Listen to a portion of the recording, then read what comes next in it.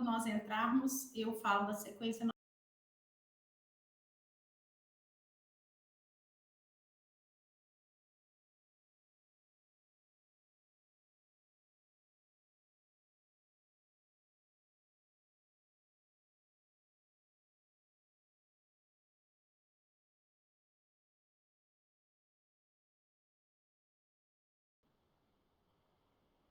Eu vou começar a compartilhar só para deixar a tela, então? Tá, pode abrir. Testar. Tá. Tá ótimo.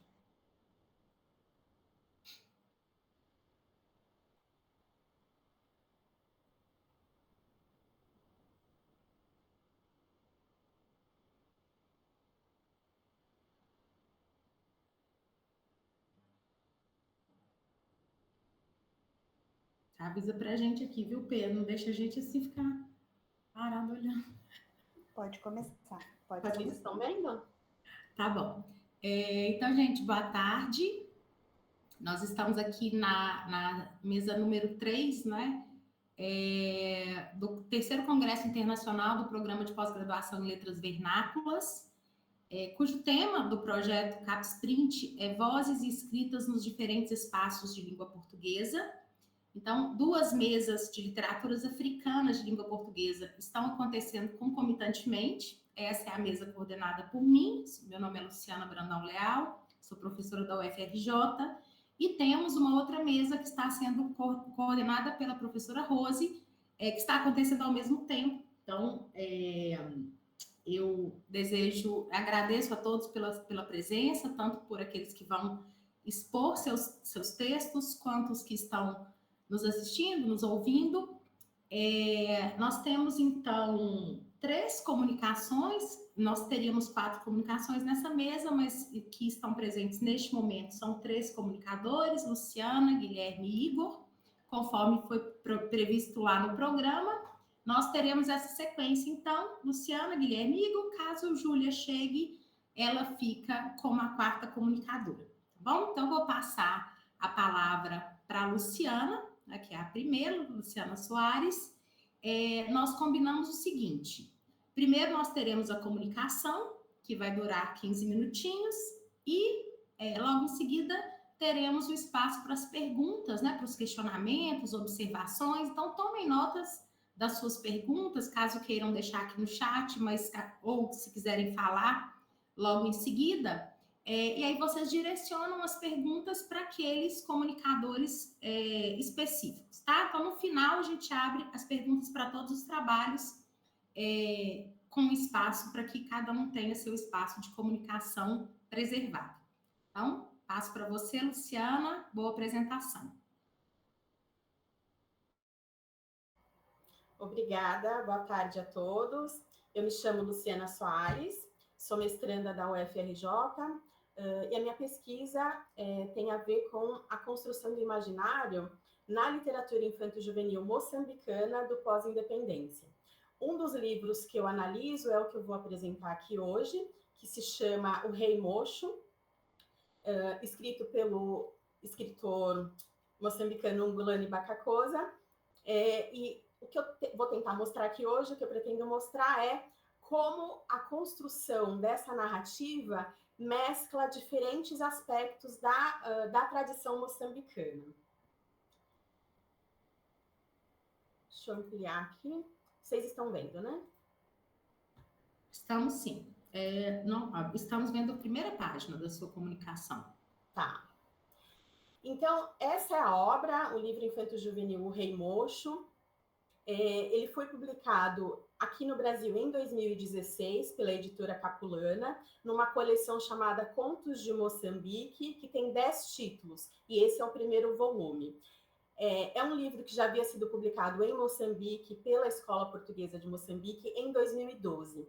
E todos esses livros, esses 10 livros, eles trazem recontos de contos da tradição oral de Moçambique.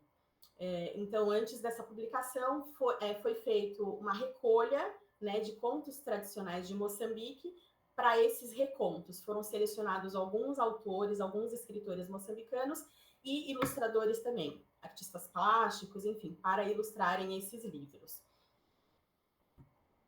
O autor é o Ngulani Bacacosa, Ele é do povo Tsonga, do sul de Moçambique. Ele é bacharel em Geografia e História, trabalhou como professor e também no Ministério da Educação de Moçambique.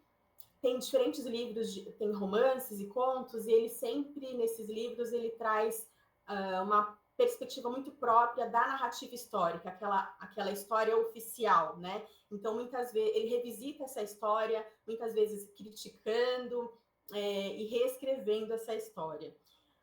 O Américo Mavalho, ilustrador, ele é um artista que começou com um desenho, ele também trabalhou como escultor e até chegar na pintura. E nos seus trabalhos artísticos, ele sempre divulga a cultura e a arte moçambicana.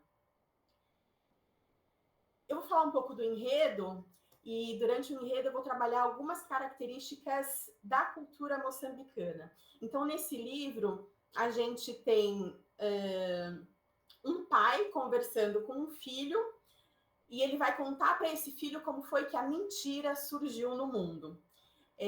Então, aqui eu já quero relacionar dois gêneros literários. Então, a gente tem um conto, e dentro desse conto a gente tem uma contação de história.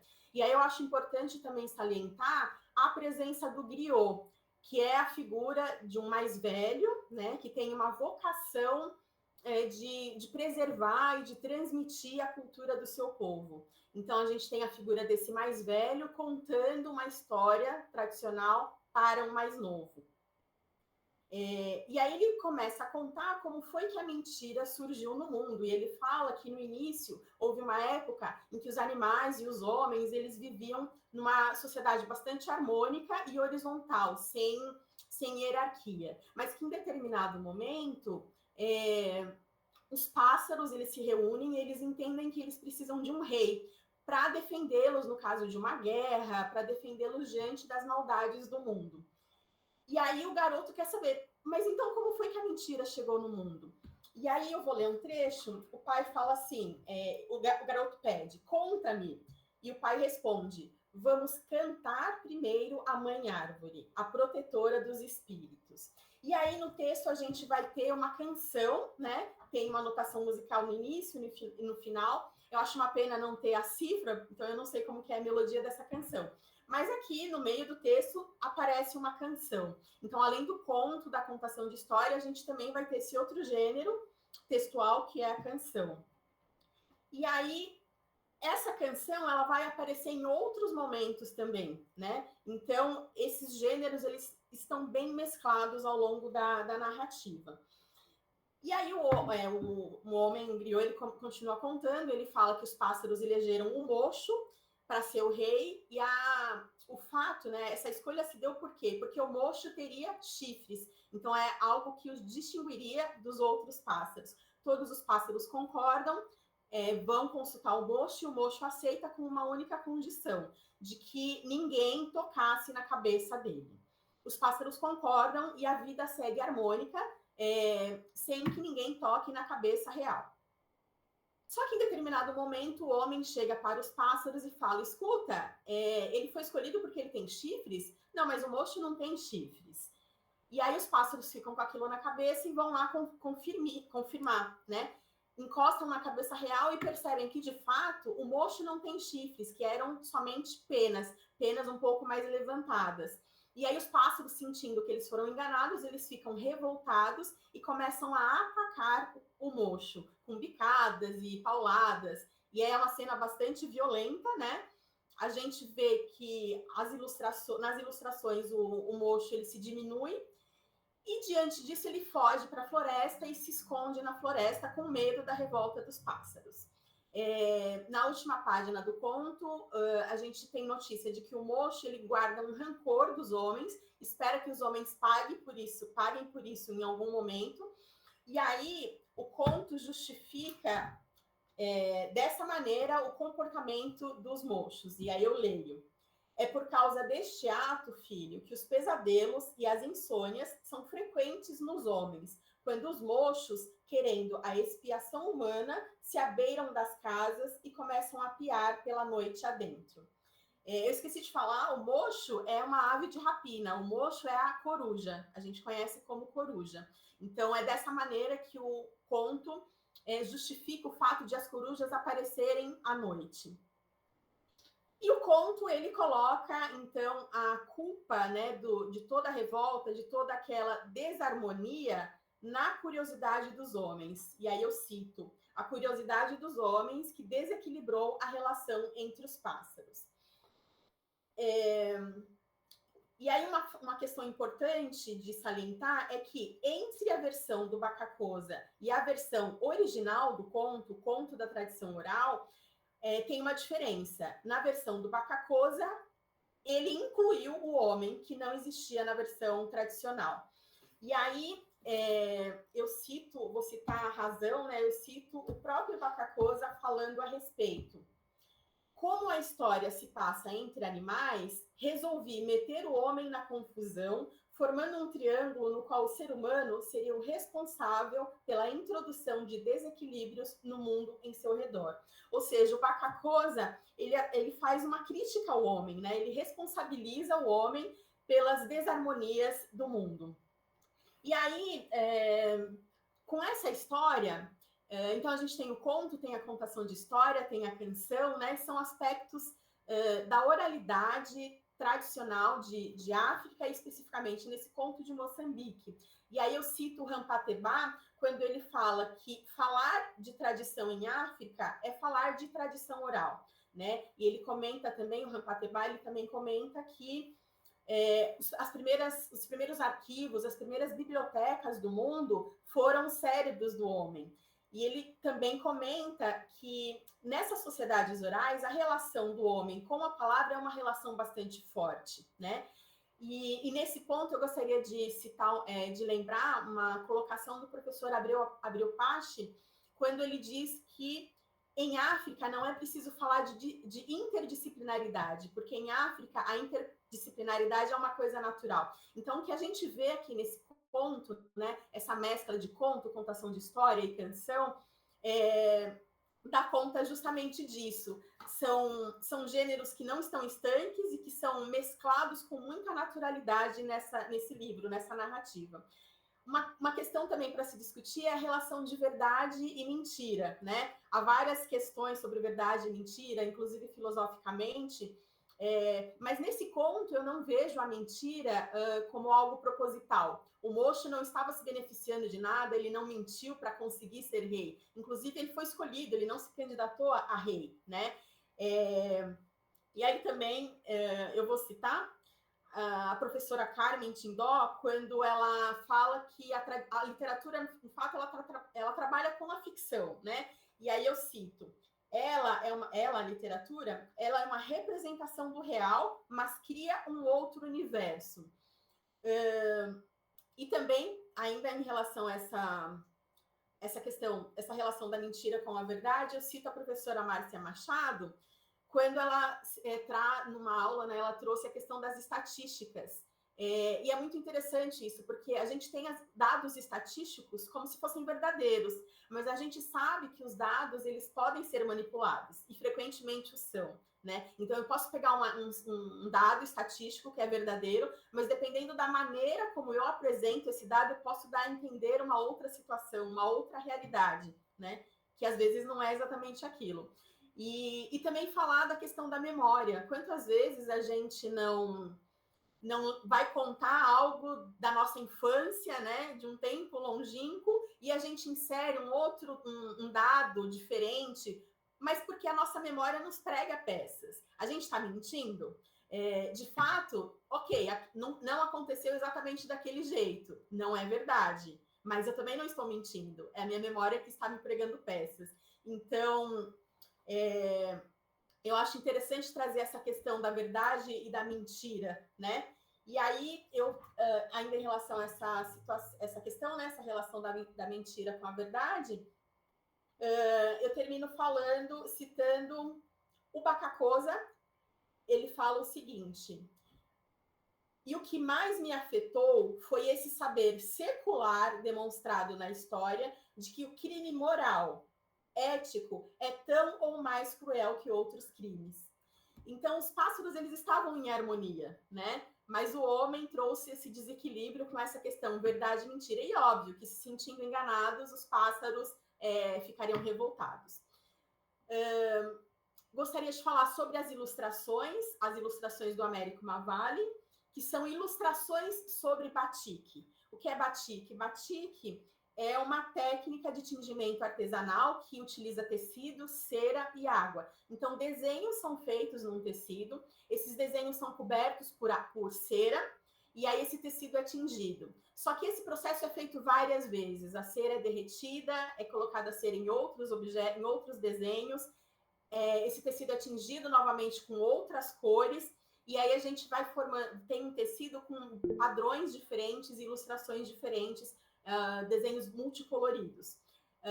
O Mavalli trabalha com batik, né? Então ele trabalha com esses tecidos, e aí ele vai ilustrar essa história em cima de batik. Ele tem um trabalho bastante único.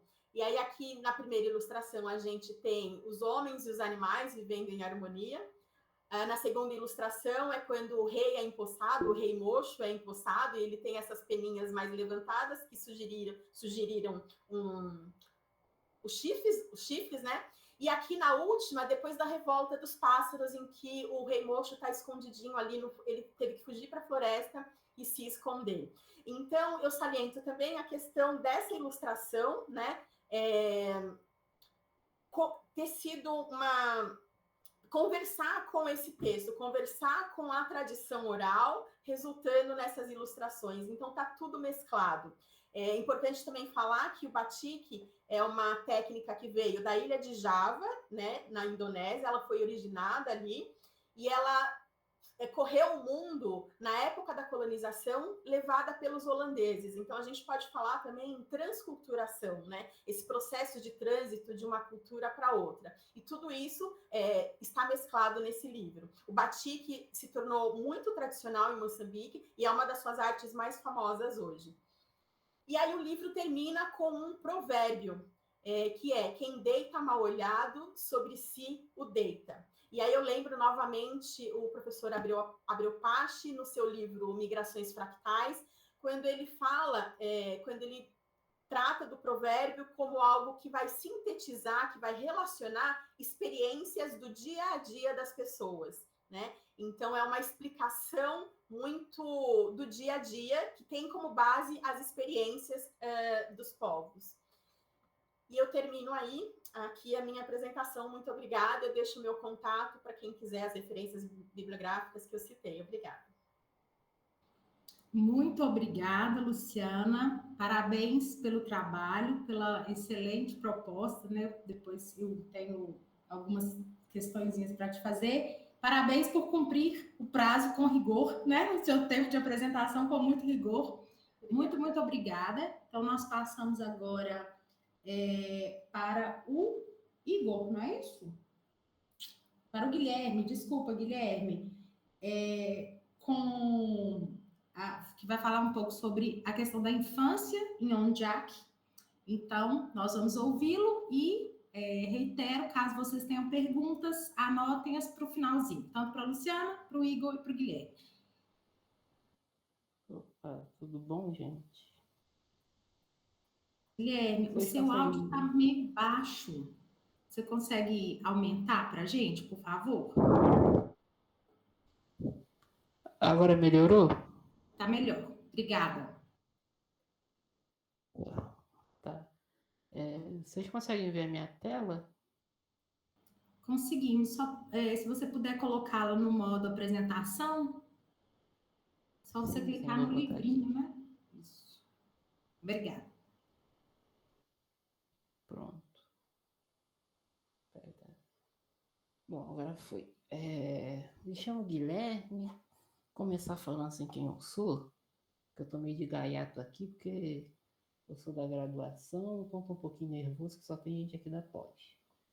E tá agora um silêncio no meu ouvido e eu vou falar sozinho. O Guilherme, desculpe te interromper, mas seu áudio continua baixo. Eu não tô conseguindo te ouvir bem. Vocês estão conseguindo ouvir, gente? Tá saindo sim, é que ele tá um pouco acanhado, mas já já ele liberta a voz. Tá bom. Então tá, vou tentar falar um pouquinho mais alto. Me chamo Guilherme, sou estudante de graduação ainda, né? Tô um pouquinho nervoso, como a moça aí falou, tá acanhado. E hoje eu vou falar sobre Ondiak. O nome do trabalho é o Discurso Pleno e a Estrutura do Problema na Infância em Ondiak. Eu sempre elaboro uns títulos muito que eu nem entendo o que eu estou falando, mas eu coloco aí e vou desenrolando. Enfim, o trabalho, né, vou passar aqui por resumo. O trabalho eu estou experimentando, né, uma questão que eu estou analisando os discursos, né, da infância na obra do Ondiak, no Bom Dia Camaradas e no Hoje da Minha Rua, a partir do Lacan. Então, eu estou vendo como é que por trás de uma infância, vou elaborar melhor. Quando você lê o texto, né, do Ondiak, você sente ali, você percebe uma espécie de tranquilidade, mas também tem algumas estranhezas no discurso dele, que é oriunda do que, assim, né? Tem cenas em que ele tem problemas e ele não relata. Tem cenas em que ele não tem exatamente um problema, mas ele fala tranquilamente sobre aquilo, e tem cenas em que ele precisaria conversar, mas ele ou não faz ou não consegue. Então, por trás de, como está no título, né, por trás de um discurso de plenitude, tem algum problema ali, alguma estrutura que se caracteriza a partir disso. Então, o objetivo do trabalho é justamente ir percebendo como que tudo isso vai se costurando dentro da obra dele, né? Vou passar aqui outro slide. Então, aqui, vou falar um pouco da metodologia. Eu utilizo o esquema L, né, do Lacan, que é um aprofundamento da teoria da comunicação do Jacobson, que fala de mensagem, interlocutor, receptor, né, mensageiro, receptor, a mensagem, o código do canal. E o Lacan ele aprofunda porque ele vai colocar em jogo uma questão de que, para além de ter a comunicação ali, existe uma forma de costurar essa comunicação. Ou seja, para cada pessoa que eu falo de um jeito diferente, né? Ou eu falo com mais intimidade, eu falo com menos intimidade. No meu caso aqui agora eu estou falando com nervosismo, falando com uma tela, não estou vendo ninguém. Então, o discurso ele se lapida, ele se monta a partir de algum ponto localizável. Eu localizo o interlocutor e vou falando de acordo com ele. Então, aqui embaixo, como vocês podem ver, eu vou botar a setinha aqui, o esquema L tem 4 posições, né? Eu tenho um sujeito que enuncia, a pessoa que está falando. Eu tenho um sujeito do discurso, que é o sujeito, que é quando eu falo de mim mesmo, no caso. Tem o outro do discurso, que é quem eu me comparo, né, para poder falar de mim, uma coisa meio bíblica. A gente pode pensar nos 10 mandamentos, né? Não matarás, aí Deus fala, então não matarás, para poder dizer que ele vai manter a vida. A gente pode pensar. E o outro é quem se fala, é o grande outro, que é ali que motiva toda a minha fala, o meu discurso. Aí o esquema, ele trabalha com essas 4 posições que são intercambiáveis. Vocês podem ver que o grande outro é o que dá acesso ao inconsciente. Opa, aqui. É o que dá acesso ao inconsciente, porque é ele que faz a interpretação daquilo que está sendo dito, que está sendo falado, né, no caso ali analítico, né, que interpreta. E a gente tem 3 instâncias que circundam esse esquema, que é a relação imaginária, que é justamente a história que está sendo contada. Então o sujeito ele diz que está nervoso, os amigos dele não estão nervosos, ou ele diz que está com fome, os amigos não estão. Então tem uma relação ali de imagem, né? Eu sinto que eu tenho uma imagem, eu digo que eu tenho uma imagem sei lá, de sono, e então meus amigos eles não têm sono, eu vou ter nesse sentido pela uma historinha. E a relação simbólica é o que interroga isso, que dá o duplo sentido da coisa. Ou seja, é o que olha e fala, mas você estava mesmo com sono, você não estava com sono. Para pensar um pouco mais o simbólico, tem uma frase como é que é o nome dela? Neuza Santos Souza, naquele Tornar-se Negro. Eu li hoje de manhã e eu resolvi trazer para cá. Em que ela fala que o simbólico é onde tem a lei e a ordem, e que vai montar o ideal do ego. Ou seja, o simbólico é o registro justamente de onde eu vou lapidar o meu discurso para poder falar o que eu tenho que falar para o outro. Eu acho que o outro quer ouvir isso assim de mim, então eu vou falar isso, né? Vou falar para minha mãe que eu fiz o dever de casa, porque eu acho que é isso que ela quer ouvir que eu falando. E por fim, a gente tem um real, que é onde não tem um sentido. Ou seja, é aquilo que o sujeito ele cria uma história, mas ele não vê aquelas outras coisas. E aí é justamente o analista, por exemplo, a quem vai tentar fazer ele considerar o que ele não está vendo. Eu estou passando bem rápido nessa questão, porque da última vez que eu apresentei esse trabalho, eu fiquei muito na psicanálise e não falei nada da literatura. Então, eu estou indo bem rápido para poder chegar lá na literatura logo. Aí vou pegar aqui um pouquinho. O que é o discurso nesse emaranhado todo do que eu falei? O discurso é justamente como eu botei ali, né? O discurso é um efeito, e quando localizamos supostamente nosso ouvinte e falamos o que ele gostaria de ouvir, ou como eu gostaria de ser visto, né? É isso, né? Como eu gostaria de ser visto, o discurso ele vai sendo criado, ele vai sendo lapidado, e ele vai de acordo com aquelas regras. Aí a gente vai pensar isso. Como é que isso está no Ondiak? Como é que isso não está? Antes de ir para o que eu trouxe para analisar o texto, tem uma fala do Ondiak, num TEDx que ele fez, eu não sei se é assim a pronúncia, TEDx, que ele fez, onde ele fala da estiga na obra dele. O que seria essa questão da estiga? Ele fala que a estiga é uma sensibilidade que a criança tem para o social e que ela consegue falar coisas, criar coisas em cima de piadas falando do social. Então, onde a criança fala do problema que o outro tem em casa, lá que a mãe dele não tem uma cama, que o pai é isso, que o pai é aquilo, e ele vai.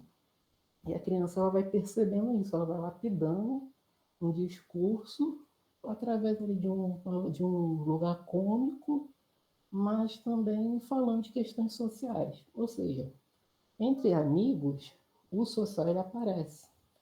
Mas quando a relação entre adultos, isso fica marcado na obra dele, ele tem um certo lugar, enquanto criança, o narrador, ele tem um certo lugar de aproximação ou distanciamento.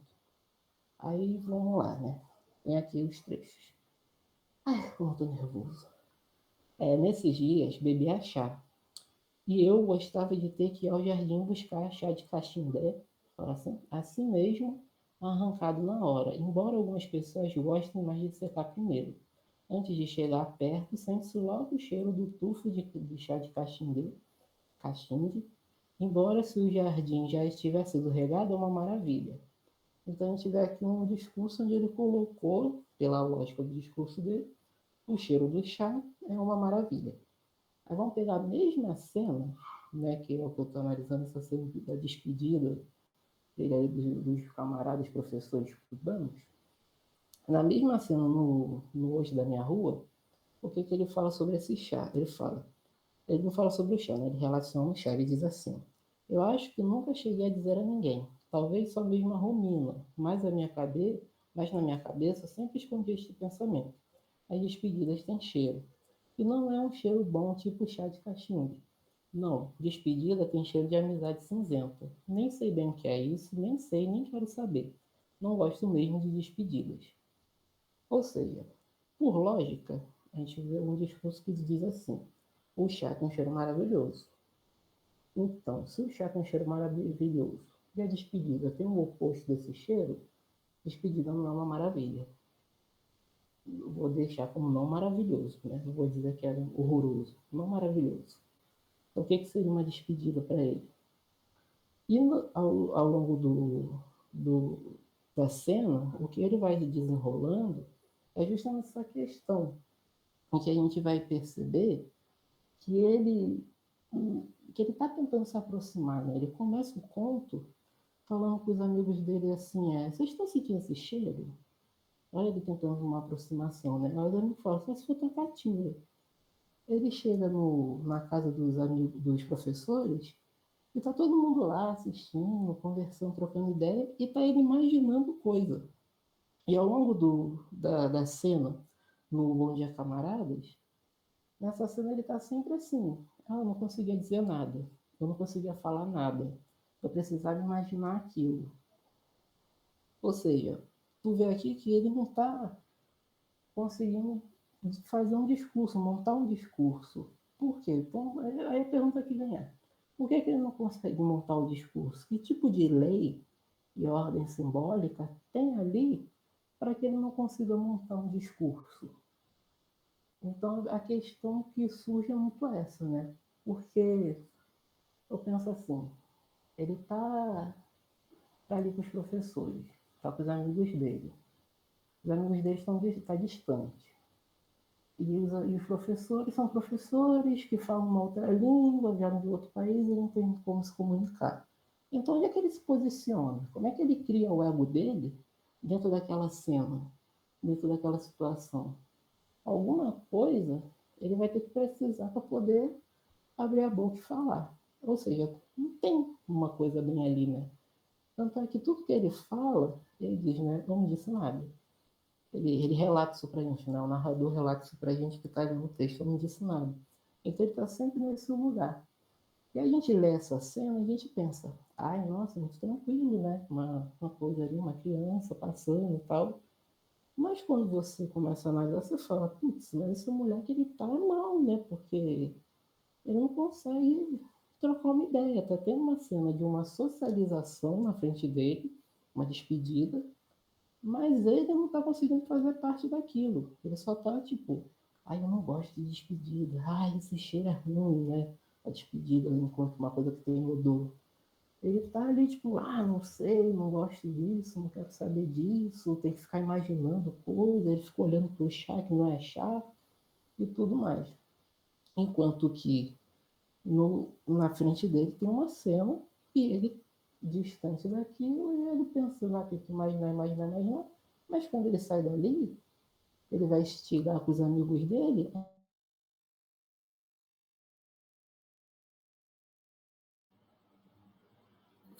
Acho que o Guilherme saiu sem querer da nossa reunião. Voltou, né, Guilherme? Pode colocar novamente a sua apresentação, por favor, para você continuar.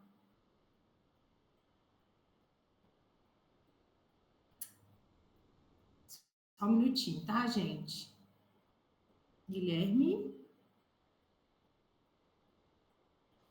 Esqueci de abrir o microfone, foi mal. Ah, tá. Coloca para a gente, por favor, Guilherme. Você tem mais 5 minutinhos de comunicação e para finalizar, mas expõe para a gente, por favor, porque nós não estamos vendo a sua apresentação. Agora sim, tudo certo.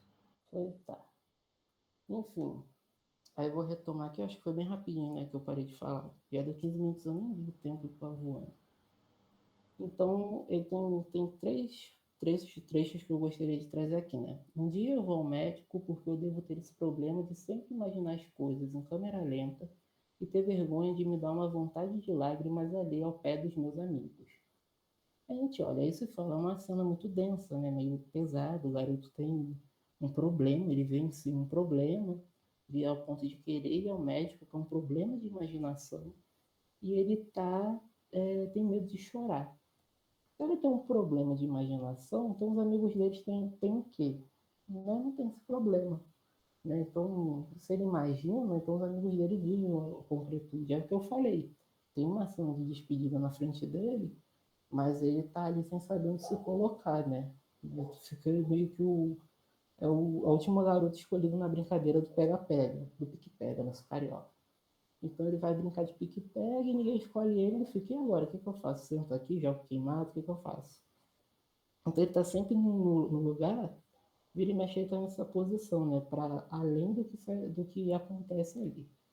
Aí tem outra pergunta, tem outra coisa que ele diz assim, mas pergunto-me, aquilo era chá? Logo eu fui o último, tive que imaginar que aquilo era sumo de açúcar, e depois ainda tive que pensar que não era preciso imaginar esse sumo, porque aquilo era mesmo sumo de açúcar. É interessante aqui, é uma cena que ele está falando do chá sendo servido na xícara, e ele coloca assim, eu fui o último, né, a receber, ou seja, de novo esse lugar dele está sendo deslocado, e que está ali, parece que a infância dele é tranquila, ele está ali, tá vivendo, a gente lê o livro, fala, não tem grandes problemas, mas o garoto tá mal, né? É o último a ser servido, não consegue se posicionar, tenta se comunicar, todo mundo meio distante, tem a barreira da língua, que ele fala português, o professor fala espanhol de Cuba, então não é nem, então já é uma outra coisa, ele meio que entende e tal.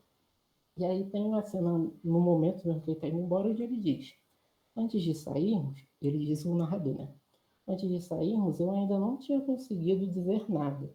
Mas quando o camarada professor Anjo me apertou a mão e disse, a luta continua, aquilo saiu da boca. Aí vem um discurso que ele vai falar, que eu acho que não precisava trazer aqui, em que a gente morre, que a gente vê, né? Ele está distante, mas de algum modo ele também está se distanciando. Não é à toa que, né, ele foi falar e só saiu da boca dele, né? Então, de algum modo, onde ele se encontra para ele se colocar numa situação, o lugar que ele se encontra é que lugar? O lugar justamente dele, de não ter onde ele se amarrar, e meio que ele se amarra num nada. Agora ficou bem lacaniano, né? Não tem onde se amarrar e se amarra num nada. Até como não tem para ninguém para ele se comunicar, então ele fica, então o meu lugar é esse. Né? O ego dele se cria ali, eu não consigo falar nada. E a gente vai lendo a obra pensando nisso, é isso que eu queria trazer para cá. A gente lê essa obra e pensa, não tem grandes questões. Marcadinho, o garoto ele não tem um lugar para falar, né? Ele não tem muito um lugar de fala, sem querer botar a questão política dessa frase, ou também botando, não sei. A gente percebe isso na obra dele. Então, o esquema é muito interessante para a gente poder olhar isso, né? Como que tem ali uma estrutura que, por não ter um interlocutor, ele se coloca no lugar de, eu falo sem interlocutor. Ele percebeu? Então ele vai se posicionando. Enfim, o trabalho é meio que para experimentar, eu não sei nem exatamente o que eu estou falando, ainda estou aprendendo, mas o meu analista falou assim, se tem um lugar para errar é na universidade. Então estou aqui, estou errando. Enfim, eu tive que fazer esse slide correndo, para quando eu botei as referências eu vou passar direto. Aí aqui está meu nome, meu e-mail, onde eu estudo. Se quiser mandar uma mensagem, uma sugestão, uma crítica, um comentário, é só falar que eu estou aqui disposto a ouvir e aprender. Eu vim aqui, não conheço ninguém para pós-graduação, é isso. Ô, Guilherme, muito obrigada pela sua fala. Parabéns, né? Primeiro pela superação de falar, né? Realmente é muito difícil falarmos para uma tela sem a interação, sem ver, né, a reação das pessoas. A gente passou muito por isso e teve muita dificuldade para aprender, viu? Nós que demos aulas remotas aí por longos meses, né? Então, realmente isso é muito verdadeiro mesmo. Mas parabéns pela fala e muitos parabéns também pela superação de falar. E continue sempre nesses espaços, porque de fato é lugar para a gente aprender, dialogar, né? E discutir os nossos trabalhos e as nossas propostas. Então, depois no finalzinho, eu quero também fazer dialogar rapidamente com você sobre o seu trabalho. Peço para aqueles que tenham perguntas que deixem para daqui a pouquinho. Nós teremos agora, então, a fala do Igor, né? O Igor traz uma proposta que me é muitíssimo cara, Igor, que é sobre a poesia do Virgílio de Lemos. Virgílio de Lemos, que é o meu queridíssimo poeta moçambicano, né? Um poeta que me deu bastante trabalho por longos e longos anos. Então, eu passo a fala para você e é um prazer te ouvir. Muito obrigado. Com essa introdução deixou as coisas bem mais fáceis para mim agora, né? Ficou bem mais difícil aqui a situação. Mas vamos. Antes de eu fazer a apresentação, também vou fazer uma breve introdução assim, minha. Eu também sou meio outsider aqui. Eu sou do Departamento de Letras Neolatinas. Trabalho, no geral, com literatura testemunho, na verdade. E eu estou trabalhando também com alguns textos de literaturas africanas porque me interessa pensar colonialidade e problemas epistemológicos dentro das relações coloniais. Então, os autores africanos são caros para mim por isso, e o Virgílio de Lemos especialmente, assim. Sem mais delongas, eu vou direto para a exposição. Eu vou tentar aqui um modelo meio híbrido entre a leitura do texto e a explanação, tá bom? Virgílio de Lemos é um poeta índico. Bússola invertida, venta a partir do sul, numa busca incessante pelo meridiano do impossível. Mas o que é um poeta índico? Em primeira instância, é aquele que participa de determinado locus desestabilizador, que reorganiza saberes e que questiona práticas coloniais por meio de símbolos opostos aos do poder estabelecido. Como explica Carmen Tino Seco, é um oceano multicultural, apresentando-se não só como paisagem literária, mas também como espaço híbrido, possibilitador de diversos trânsitos. Dessa forma, propõe-se um tipo de enfrentamento simbólico a partir da porção de água mais ao sul do planeta, alargando conceitos identitários e germinando hibridismos que espelham trocas e entrecruzamentos vivenciados ao longo dos séculos por povos diversos. Remete, portanto, a um tipo de alinhamento do olhar, a um vínculo conceitual que configura um acordo tácito entre determinado grupo de autores moçambicanos que se aproximam desse modo de pensar. É também no Oceano Índico que se localiza a ilha de Moçambique, ilha que dá nome ao país e que por muito tempo figurou como um espaço marcado pelo entrecruzamento entre diferentes povos.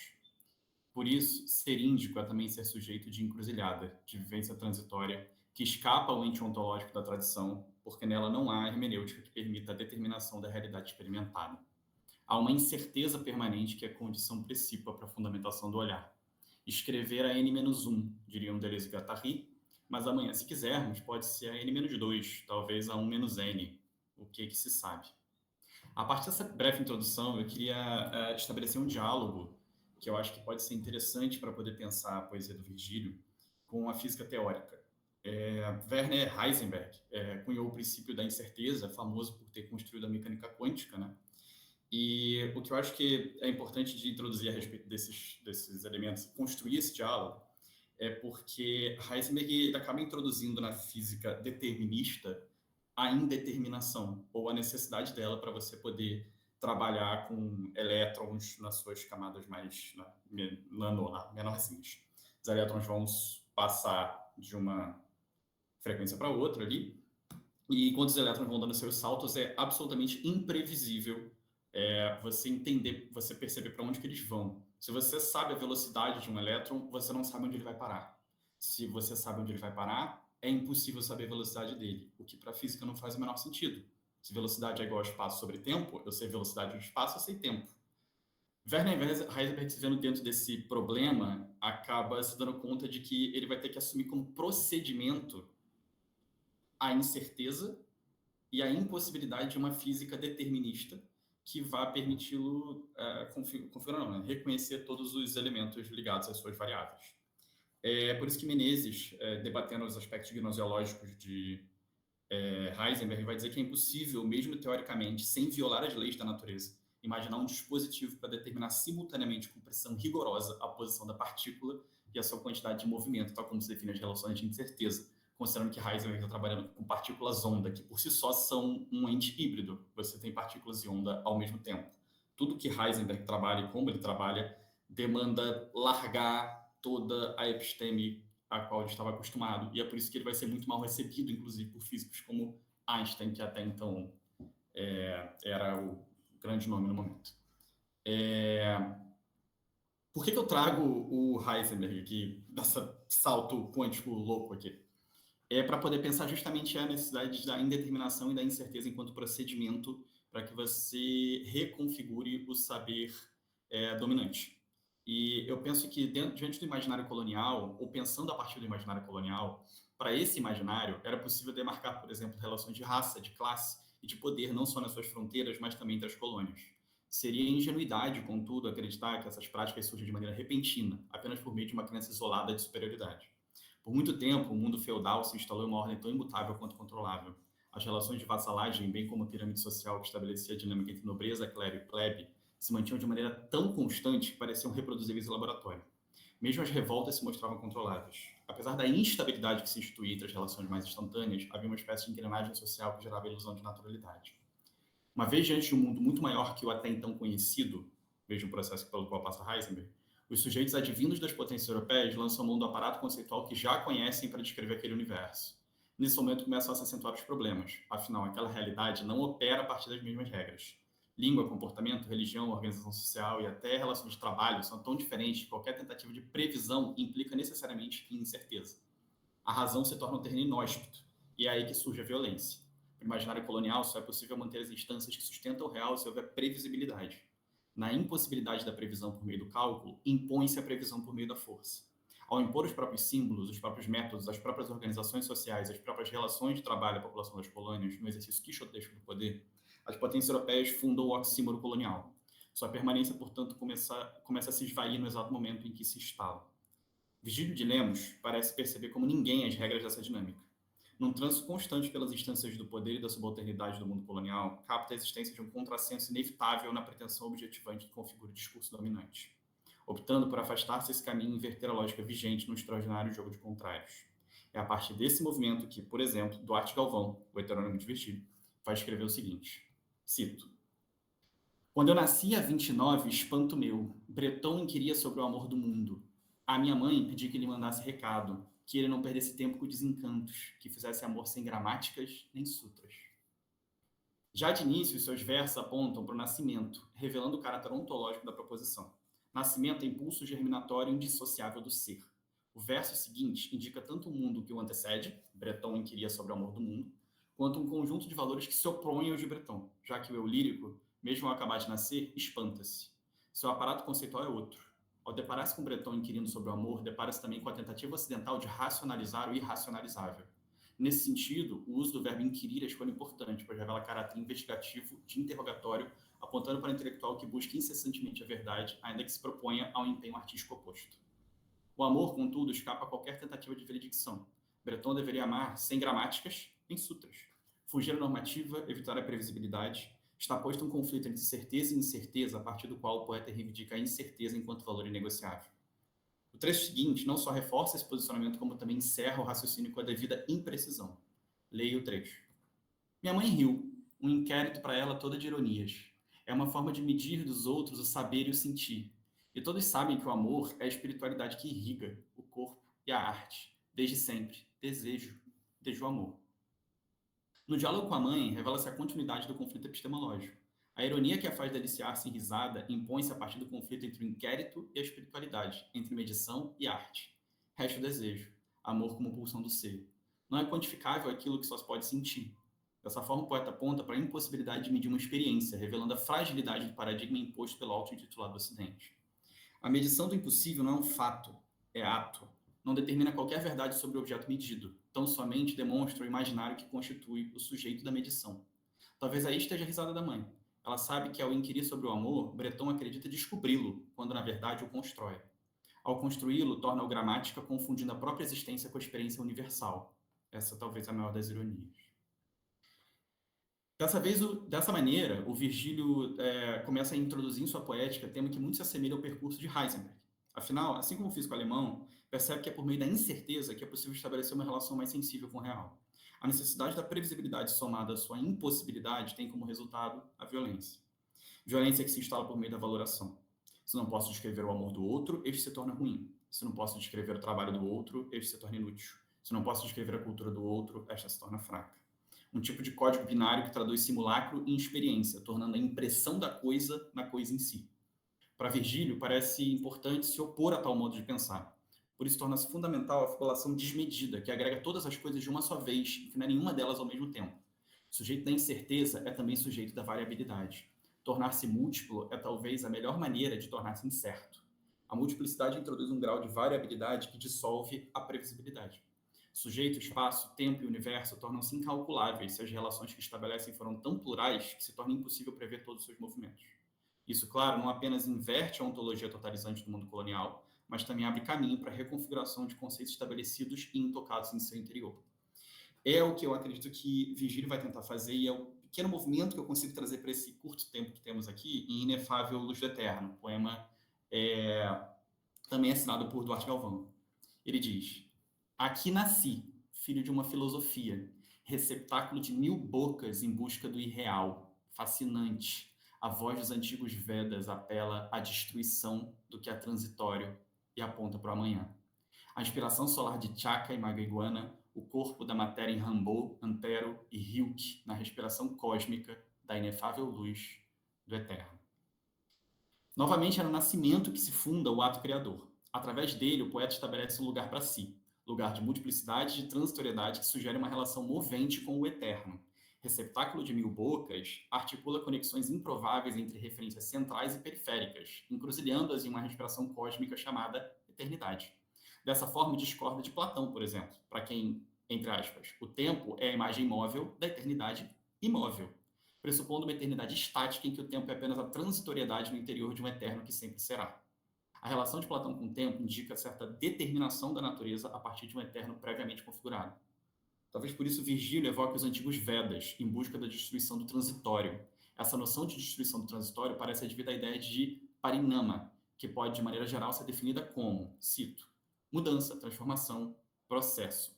Patanjali chama atenção para o fato de que uma mudança constante é a característica central por trás da fachada aparentemente sólida do mundo objetivo. Parinama é a característica mais externa da mutabilidade essencial do mundo fenomênico e tem lugar nos elementos do mundo material, nos sentidos, na consciência. No processo de interiorização do yogin, que é o que Virgílio cita com os Vedas, Parinama, mudança, deve ser destruída por se tratar de atributo do samsara, ou seja, da ocorrência da existência limitada no mundo manifesto. Seu fim, no entanto, não implica no fim do tempo, mas no fim do instante material. Restaria, nesse caso, um instante que há entre os instantes. Um momento imbuído de realidade pura, um momento eterno em meio à sequência entrelaçada pelo tempo fluido da concretude fenomênica. A destruição do transitório, portanto, resultaria numa eternidade que não se configuraria por meio do tempo estático ou infinito, mas pela essência fluida que há entre os instantes. Dessa forma, ser eterno não é existir para sempre. Ser eterno é viver todas as coisas de uma vez. A inspiração solar de Chaka e Magaiguana e o corpo da matéria em Rambo e Ryuk deixam de ser experiências isoladas no tempo e passam a coexistir na inefável luz do eterno, em meio a uma respiração cósmica que sugere um ordenamento a partir da multiplicidade. É a eternidade como vontade de potência, pois, como postula Nietzsche, é impossível que exista uma só força, uma força única e indivisível, e a vontade de potência se diz sempre no plural, então talvez também a eternidade se diga sempre no plural. E isso é possível principalmente porque Virgílio está reconfigurando ou repensando a partir de uma espécie de estética ou ética da incerteza, eu não sei ainda ao certo qual dos dois eu poderia denominar, conceitos tradicionalmente estabelecidos, como o próprio conceito de tempo, que vai gerar o da eternidade. Virgílio tem um poema que é o Ouroboros, que eu não vou ter tempo de falar muito dele aqui, mas só vou citar, no qual ele vai trazer o Ouroboros, a figura mitológica da serpente que morde a própria cauda, a figura egípcia e tal, para poder pensar esse tempo circular e para poder repensar essa ideia de um tempo que eu acho que se relaciona muito com a ideia dele de eternidade aqui. Um tempo linear pressupõe uma eternidade que é uma espécie de grande foto de tudo que já aconteceu, que é como seria para Platão, né? Uma imagem, tudo já aconteceu de uma vez só, e o tempo é eterno, o tempo é imortal, e se foi. Mas eu acho que a partir de um tempo circular em que os instantes vão se repetindo constantemente, o que Virgílio está propondo aqui é que o próprio conceito de eternidade, ele é a vivência de todas as coisas possíveis no momento, no instante. Ele é uma afirmação e uma celebração da vida. Então, é a partir dessa reconfiguração epistemológica que não só acontece na poesia do Virgílio, mas também já aconteceu e vem acontecendo nas ciências exatas, por exemplo, que eu acho que é muito interessante a gente repensar esses conceitos e se aproximar de debates filosóficos, teóricos, a partir de outras possibilidades de leitura conceituais e de leituras do real. Obrigado. Igor, muito obrigada pela sua fala, né? Que bom te ouvir, né? Bom demais ouvir outras leituras, né, da obra do Virgílio de Lemos. A gente tem leituras sobre com a filosofia amparando, como operador de leitura da obra do Virgílio, com a questão da identidade, dos trânsitos literários, mas a sua proposta, né, de trazer a física amparando a leitura da obra virgiliana é muito, muito interessante e é muito bom te ouvir e saber, né, que o Virgílio continua sendo, está sendo, né, um poeta cada vez mais lido, cada vez mais pesquisado, e isso nos deixa muito, muito felizes mesmo, e a mim particularmente. Então, eu vou passar para o público as perguntas, né, tanto para aqueles que estão compondo a mesa, que estão aqui como espectadores também, e caso, Catrinha, haja perguntas aí no YouTube, peço que você as apresente para a gente. Nós temos aqui 30 minutinhos para perguntas, então aqueles que queiram fazer para a Luciana, para o Guilherme ou para o Igor, não necessariamente nessa ordem, mas que direcionem, por favor, as perguntas para que eles possam ter o tempo para responder, tá bom? Eu queria só deixar um recado da Juliana, que era outra proponente. Ela está em Porto Alegre, então ela teve um problema com chuva, novamente, a gente já sabe, né? E ela ficou com medo de se deslocar para outro bairro para participar, então ela pede desculpas pela ausência, tá? Ah, que pena. Mas, então, vamos abrir para as perguntas, né? Para que os comunicadores possam, né, dialogar com a gente.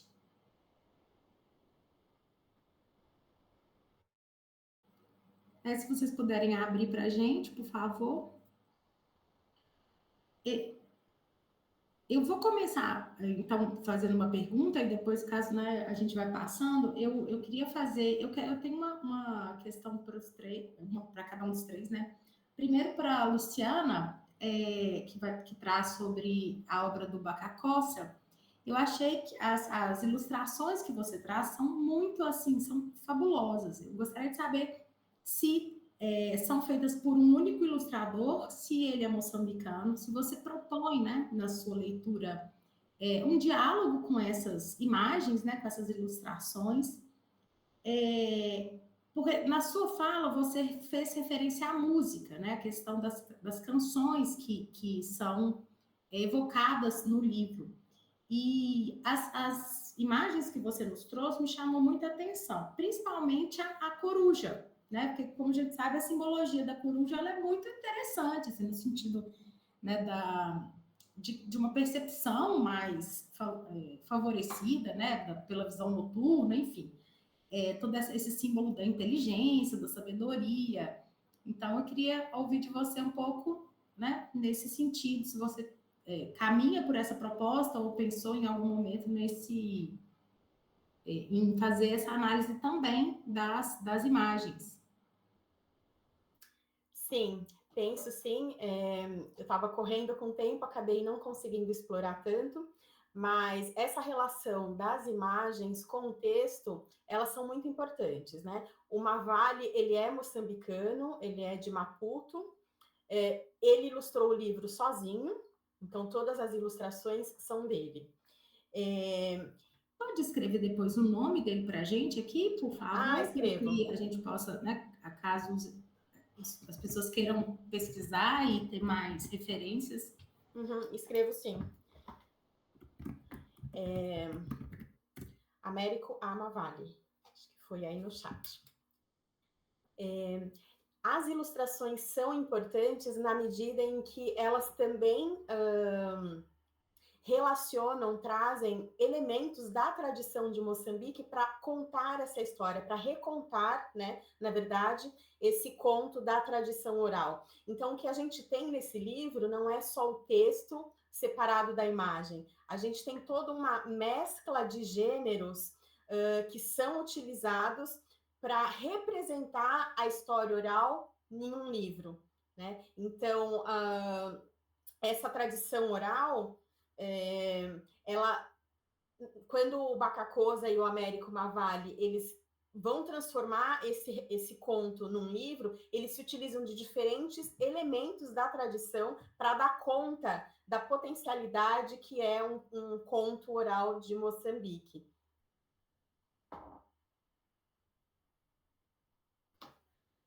Muito obrigada, Luciana. Mais alguém tem alguma questão, gente, para Luciana sobre essa análise da obra do Ondiak? Oh, desculpa, do Ungulani Bakakó Ondiak é o Guilherme. Eu tinha uma pergunta, na verdade, posso fazer? Ah, claro, claro.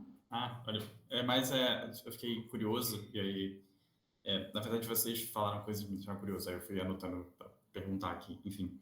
Tem um momento que você fala de que o conto, ele é um conto que dentro dele tem uma contação de história, não é isso? E aí, eu ia perguntar se você trabalha isso, se você te interessa pensar essas questões, enfim, o que você pode falar sobre isso?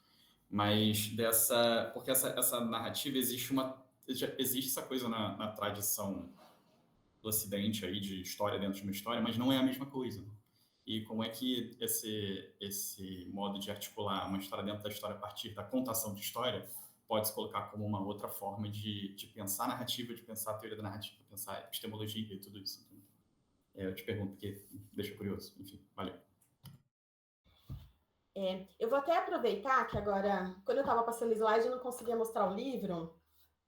Eu vou mostrar como que aparece. Então, aqui, vocês conseguem ver? Esse trecho é uma parte do conto. Aqui é a canção. O texto ele tem um tratamento ligeiramente diferente, né? Quando a gente fala da canção, tem uma anotação musical ali e o texto está com bold. Então, ele tem esse tratamento diferente, mas ao longo de todo o texto, não tem assim destacado, ele não aparece num box, por exemplo, a canção, né? Aqui acontece de novo. Deixa eu ver se dá para... Aqui a gente tem, nesse trecho, o bold, porque o pai que está contando para o filho, ele vai chamar a canção novamente. Então, a gente tem no livro um conto. Dentro dessa história, da história do conto, a gente vai ter a contação de história, porque é um pai contando a história para o filho. E pela tradição, quando ele vai contar certas coisas, ele precisa primeiro cantar para a árvore, que é protetora dos espíritos. O Bacacosa, ele trabalha bastante com a questão dos espíritos, né? A morte, para certas culturas africanas, não representa o fim, né? Então, tem contos em que ele vai falar que os personagens... Ah, sim, Terra Sonâmbula. Tem contos em que o Bacacosa vai falar que os personagens eles foram até a floresta para se aconselhar com os espíritos, ou para agradecer, né? Então tem essa relação.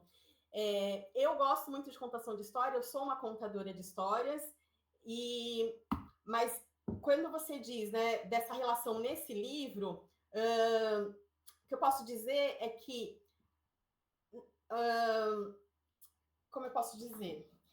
A gente tem uma oralização, na verdade. Esse é o termo que eu estava procurando. Uma oralização das relações, uma oralização das coisas, uma oralização da própria relação do pai com o filho, né? Ele não fala, vai ler um livro para descobrir como que a mentira chegou no mundo. Ele está conversando e aí ele começa a contar uma história. E aí eu lembro a minha fala inicial, quando o professor Abreu Pache cita que não há falar em interdisciplinaridade em África, porque em África eles não categorizam tanto as coisas, né? É óbvio, a gente estuda português, matemática, geografia, história, a gente categoriza para facilitar a explicação, o método de ensino, mas que isso é muito ocidental, e que em África essa categorização é muito mais tênue. Então, que no dia a dia as relações são oralizadas e os gêneros, eles são bastante mesclados. Então, não há pensar, agora eu vou te contar uma história. Agora eu vou te ensinar por meio de provérbios. Então, que a ponte entre uma coisa e outra é muito tênue, né? Não há falar mesmo em interdisciplinaridade, essas categorizações são muito mais tênues. Respondi? Muito obrigada, Luciana. Vamos então passar para o Guilherme, né? Caso tenham perguntas para ele, observações, ou queiram, né, voltar para o Igor ou para a Luciana, mas vamos direcionar para o Guilherme, depois, caso haja mais tempo, a gente vai retomando perguntas para Lu e para o Igor. Não, para o Igor virar ainda, né? Ô, Guilherme, eu vou, então, colocar minha observação, minha pergunta, e aí, caso outras pessoas queiram colocar também. Tem um trabalho, né, da Marlúcia do Nascimento, do Ceará, e ela vai falar, ela faz algumas propostas interessantes, ela propõe uma leitura da questão do espaço relacionado, da infância relacionada ao espaço e aos desdobramentos de espaços na obra do Ondiak. E ela fala sobre a questão do espaço da infância, do espaço da literatura, das paisagens de Luanda, e também sobre as ruas da infância, as casas da infância. E eu queria, né, deixar para você aqui essa referência, talvez você já até a conheça, mas eu acho que ela pode trazer também algumas contribuições para a sua proposta, para a sua leitura. Eu vou deixar aqui para você o link. E queria te perguntar se você tem se você fez, né, ou pretende fazer esse desdobramento, né, a questão quando você traz, né, essa questão da infância na obra do Ondiak, se você pretende se desdobrar essa leitura também para a questão da paisagem, né, não só da paisagem da memória, do texto, mas também da paisagem histórica, social e assim por diante, na obra. Então, Luciana, eu tenho um pouco dessa visão, sim. Eu pretendo, o que eu tenho assim mais interesse é ver a história do próprio Ondiak dentro da obra dele, e como também ele vai falando da história social, né, da história de Angola. E aí como que outros autores fazem, né? Eu tenho a minha vontade é pegar infâncias diferentes, né, textos sobre infância, e analisando. Já estou olhando, fazendo essa pesquisa, já estou olhando um pouco para Lilia Montler, do Ninguém Matou Zuhura, para também pensar a infância já da mulher preta, né? Como é que é a infância de uma criança, de um garoto ali, negro, pardo, não sei, não traz essa questão do texto, e como é que é a questão de uma garota também, e como que a sociedade vai pondo eles ali. Eu falei da Neuza Santos Souza, né, no Tornar-se Negro, e o capítulo que eu estava lendo hoje é justamente sobre isso, né, como que o branco se coloca, é o ideal do ego, e como é que a coisa vai se construindo, e pensar essa questão, atrelada muito à questão racial também, né. Mas eu tenho esse interesse, sim, de ver a história, as paisagens, entender ali como é que ele se relaciona. Tem um momento na cena do Bom Dia Camaradas onde ele fala com a tia dele. Ele tá contando como é que é, descobrindo como é que é Portugal, como é que é Angola. Aí ele fala, não vou nem falar para ela que ele está com fogo lá no Rock Santeiro e deixa o cara para morrer queimado. Então ele tem essa questão, né, me lembra muito questão do subúrbio aqui do Rio. Eu sou favelado, então em favela eu vejo fuzil e tal. Eu fico, gente, levar isso para a faculdade comendo, o pessoal vai ficar assustado. Então percebo essa semelhança, assim, de um subúrbio ali, um olhar meio suburbano, com a semelhança muito do Rio de Janeiro. Então eu pretendo pegar, assim, no início ainda estou no discurso ali muito da relação dele com o outro, mas também ver como é que é o social dentro dessa relação. Acho que eu respondi a pergunta. Que bom. Obrigada, viu? Nada. Mais alguém, gente, tem alguma pergunta para o Guilherme? Quer fazer alguma observação, alguma sugestão ou tirar alguma dúvida? Mas também vocês deixaram, né, os seus e-mails, seus contatos, e aí sempre fica o espaço aberto para discussão.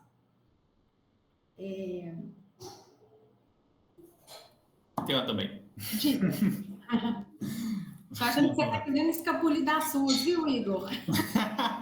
Pode ser. Conceito de estratégia, vamos lá. É rápido, eu acho, na verdade. É que na hora que você falou uma coisa, eu anotei aqui, porque me pegou, aí eu te perguntar rapidinho. Você fala sobre... Tem um momento da apresentação já para o final, eu acho, que você fala sobre o emudecimento dele. E, tipo, ele não tem interlocutor, então ele já fica ali, e ele tem um certo emudecimento da fala dele. E fiquei me perguntando e achei que podia levantar essa bola para você quiser falar mais sobre a possibilidade desse emudecimento da fala dele, ser também, de alguma forma, reflexo da vivência colonial, de alguma forma. E aí, se não é, o que poderia ser dito sobre isso? Enfim, era a minha questão. Tipo, estar mudo estar no mundo colonial, entendeu? Olha, essa sua questão é muito interessante. Eu não tenho uma resposta bem específica para ela, mas eu tenho uma questão que é assim, as obras africanas sempre trazem essa questão da colonialidade, da decolonialidade e tal. E uma coisa que sempre, desde que começou a começar a ler, sempre me pegou foi que não tem muito isso na obra dele, no sentido de que eu fiquei assim, pô, eu olho pro Pondiak, a pessoa, o autor, eu falo, um cara negro. Mas eu não sei se na obra dele ele tá pondo isso também, para eu conseguir dialogar tanto com a colonialidade por um viés que para mim é mais fácil começar a dialogar. Mas isso daí eu acho interessante, né? Porque, de fato, tem um quê colonial, até pensando... Agora eu estou devaneando aqui isso que tu falou. Mas até pensando que os professores cubanos estão fazendo ali, de certo modo, tem alguma coisa meio... Eles estão ajudando, mas de algum modo eles também estão entrando ali, né? Fala dos soviéticos na praia, então uma espécie também ali de colonialização. Ele fala, tem praia de Angola na União Soviética? Ele pergunta isso. Então, acho que de fato, é um caminho interessante. E eu, de vez em quando, eu penso isso, mas eu não aprofundo tanto. Mas acho que é um caminho assim que eu tenho no meu horizonte. Isso não tem uma pergunta, uma resposta elaborada, mas eu tenho sim isso no meu horizonte, pensar a colonização também, o silêncio dele, por conta disso.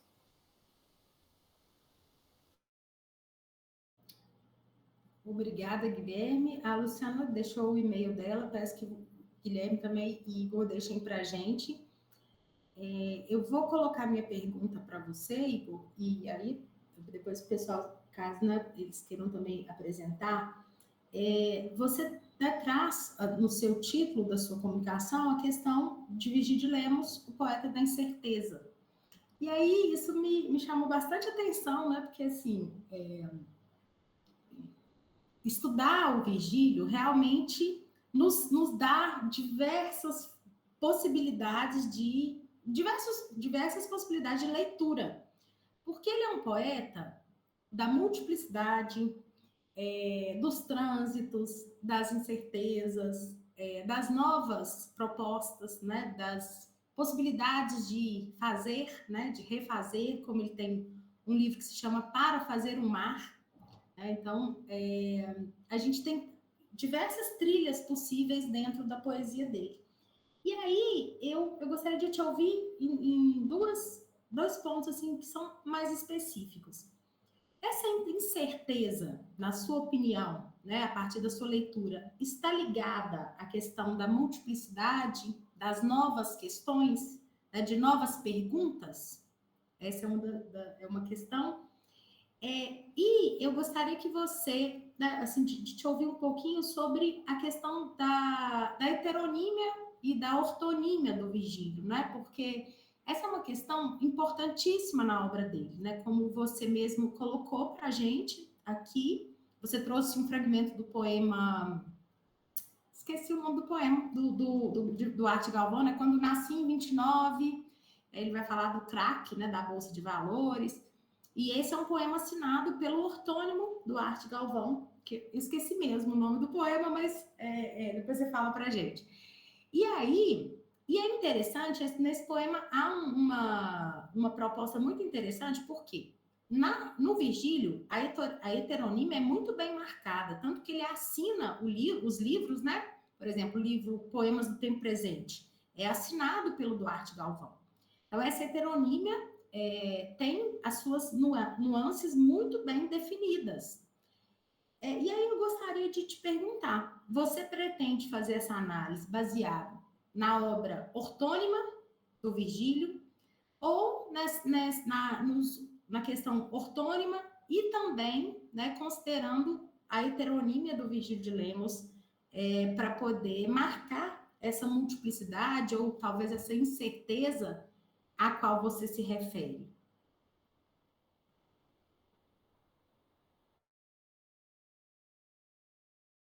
Seu Desculpa, microfone eu esqueci de ligar o microfone. Eu tô tentando lembrar de cabeça porque eu não coloquei no texto que eu escrevi. É insólito o poema, eu acho, não é? É insólito, um espantado de si mesmo. Isso, obrigado. É isso.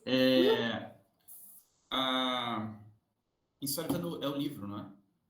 Não, tá no título Eu tô do com insólito poema. na cabeça. Mas eu acho que é isso, um espanto Insólito, um espanto de si mesmo. espantado de Isso, si mesmo. beleza. Porque eu tô, da onde que tá vindo o nome?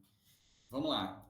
A heteronímia, então, eu precisava recortar, né? Então, eu não trabalhei com a heteronímia nem com a ortonímia aqui, porque eu cortei e fui para um caminho que era o que eu achava que ele estava funcionando para o que eu queria aqui. Mas deixa eu vir primeiro para a primeira pergunta. A incerteza ligada à multiplicidade, às novas questões e tal. Vou tentar ser breve, para não devanear demais. Eu acho que sim. Inclusive, uma coisa sobre o meu título, eu já não gosto muito dele. Eu acho que eu precisava tirar esse artigo. O artigo é muito definidor e definições não seriam muito boas nesse momento. Acho que Virgílio de Lemos, poeta da incerteza, funciona melhor. Por quê? Justamente por conta dessa ideia de indefinição. E aí, um artigo é um pouco estranho. Mas isso é só devaneio. Vamos lá.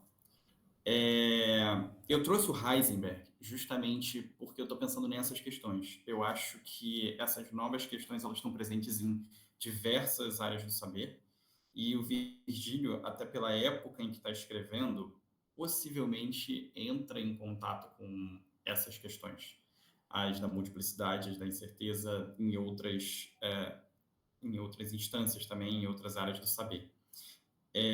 Eu penso que tem a ver com multiplicidade, sobretudo pela leitura que eu fiz, dentro da leitura que eu fiz, pelo menos, de eternidade. O Virgílio é esse poeta que dá eternidade para ele, né? De viver todas as coisas ao mesmo tempo. É esse poeta que parece ter uma constante reafirmação da multiplicidade, não só na poética dele, mas no fazer dele.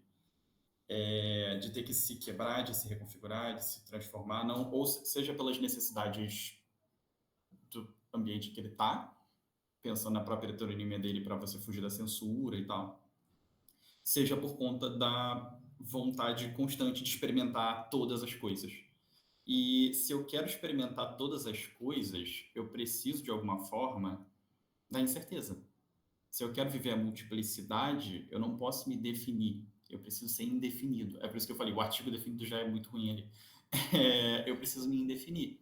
E é por isso que eu acho que essas duas questões estão completamente interligadas. Se a gente pensar, voltando para a leitura rápida, tentar ser breve de novo, do Heisenberg ali que eu estava fazendo, a própria incerteza trabalhada na teoria quântica com toda a limitação do meu conhecimento. Pelo amor de Deus, eu não sou físico, tá, gente? Estou tentando trabalhar o aspecto gnoseológico, epistemológico só. Mas pensando na própria física quântica, você tem... para você chegar nessa incerteza do comportamento de um elétron, por exemplo, você precisa de relações de multiplicidade, de relações múltiplas. Porque os elétrons trocam de posição porque eles se esbarram uns nos outros. As partículas estão constantemente esbarrando-se umas nas outras. E elas estão se alterando de posição, e elas estão mudando de aspecto energético, enfim. Então, existe uma multiplicidade no próprio real. Isso é um fator do real. E acho que, em diálogo com isso, é que eu tento ler essa ideia de que, por conta dessa variabilidade enorme do mundo real, ele é imprevisível. Se ele é imprevisível, ele é incerto. E eu preciso adotar a incerteza como um procedimento ético ou estético meu. Eu de verdade ainda não me defini entre os dois, mas se é que eu vou definir algum dia. Mas eu preciso adotar ela como esse procedimento ético, estético, enfim, para que eu possa reconfigurar a matriz epistemológica, a matriz da dominação na qual eu fui inserido, na qual todos nós fomos inseridos de alguma forma.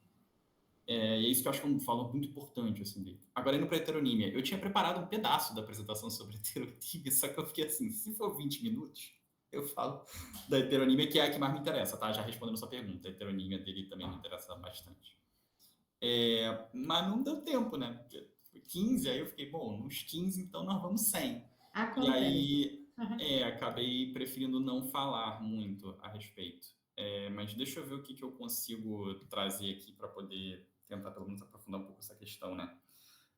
Eu tinha pensado, porque assim, o Virgílio ele fala, né, sobre essa coisa da heteronímia dele de dois lugares, né? Primeiro dele fugir da censura, é necessário, ele tem que se multiplicar ali, e segundo, porque isso é uma maneira, se eu não me engano, as palavras dele, é dele fugir escapar ao provincianismo colonial, assim, esse pensamento que eu leio essa fala dele como provincianismo colonial, como essa estrutura definidora que quer articular tudo a partir de uma única matriz, de uma única forma de encarar o real, e ele busca um pluriperspectivismo. Qual é a leitura que eu vou fazer dele pensando, e por que me interessa a heteronímia, né? Porque eu trago, que não deu para trazer, mas aí eu vou trabalhar com Deleuze e Guattari, que eu acho que são interessantes nesse momento, e com o próprio conceito de rizoma deles, porque pelo menos a leitura que, eu não sei se eu estou equivocado, tá? Eu estou caminhando aqui, ainda adentrando essa seara epistemológica aí do Virgílio, mas a leitura que eu vou fazer é que a heteronímia do Virgílio é muito mais rizomática do que outras que eu já vi, no sentido de que ela é múltipla e as perspectivas de cada personagem vão se articulando e se combinando e se recombinando, e você não tem exatamente uma noção de centro, esses centros de percepção dele vão passando de um para o outro, sabe?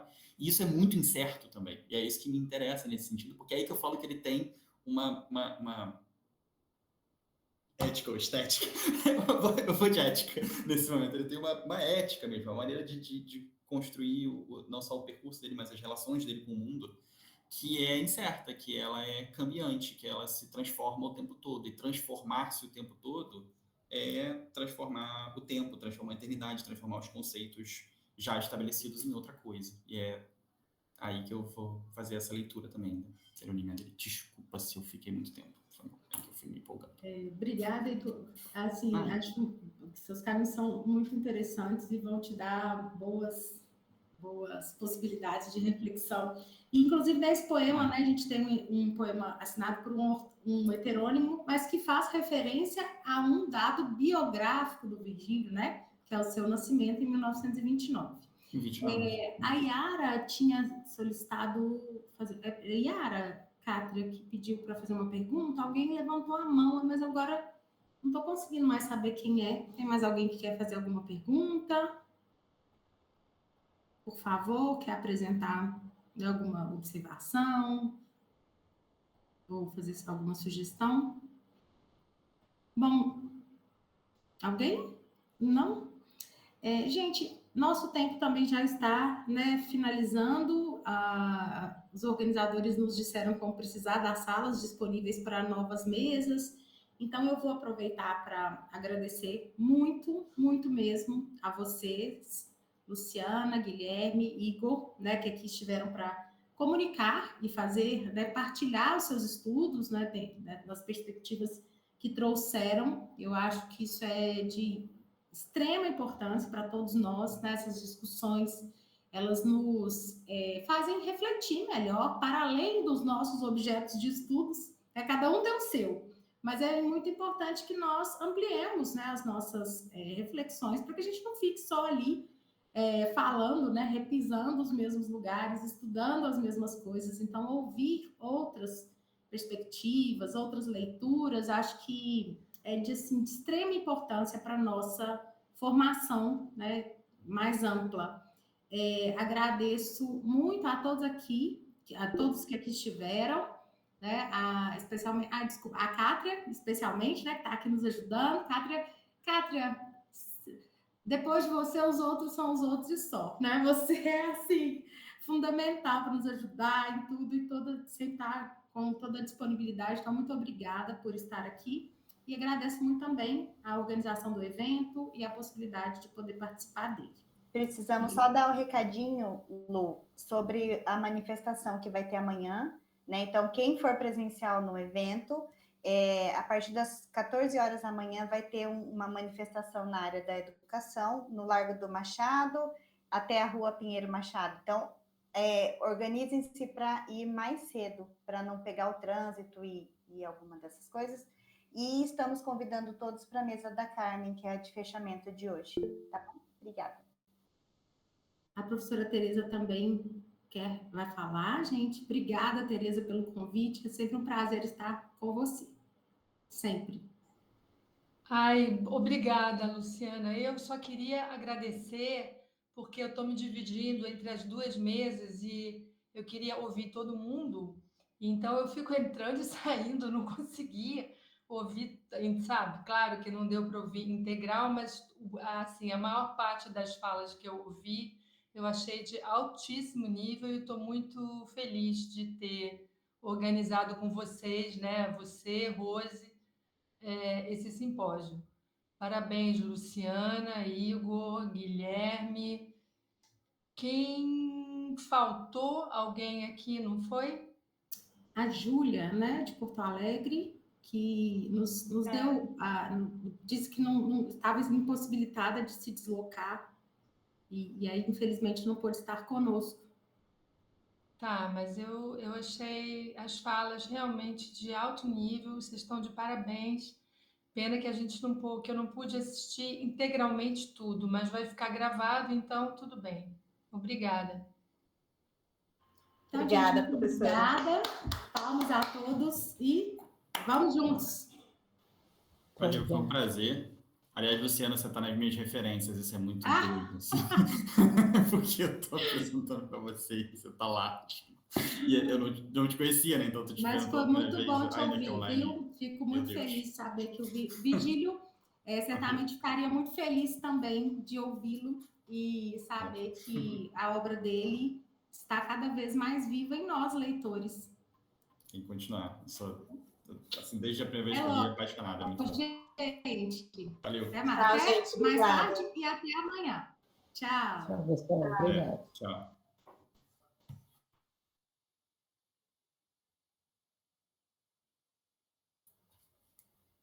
Boa tarde, gente. Agora a gente vai dar continuidade